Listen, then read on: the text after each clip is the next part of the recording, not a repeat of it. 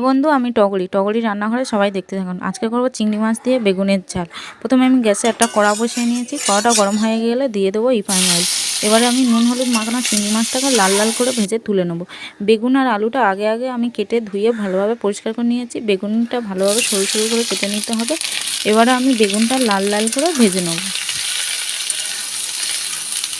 লাল একটু হালকা হয়ে এলে এবারে দিয়ে দেবো হলুদটা দিয়ে ভালো করে বেগুনটাকে নাড়াচাড়া করে ভালোভাবে ভেজে নিতে হবে। আপনারা চাইলে নুন দিয়েও ভাজতে পারেন।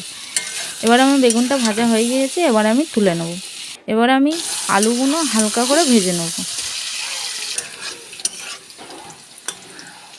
হালকা করে ভাজা হয়ে গেলে এবারে দিয়ে দেবো আমি একটা বড় সাইজের পেঁয়াজ কুচিয়ে রেখেছিলাম। পেঁয়াজটা দিয়ে লাল লাল করে ভেজে নিতে হবে। এবারে দিয়ে দেবো আদা রসুনের পেস্ট, পেঁয়াজ বাটা দিয়ে ভালোভাবে ভেজে নিতে হবে। ভালোভাবে না ভেজে নিলে কাঁচা গন্ধ ছাড়বে। আমি ভালো করে লাল লাল করে ভেজে নেব। ভালোভাবে আমার ভাজা হয়ে গিয়েছে। এবারে দিয়ে দেবো কাঁচা লঙ্কা কুচি, এবারে দিয়ে দেবো টমেটো আর কাঁচা লঙ্কা কুচি একসঙ্গে দিয়ে ভালোভাবে নাড়িয়ে চাড়িয়ে নিতে হবে।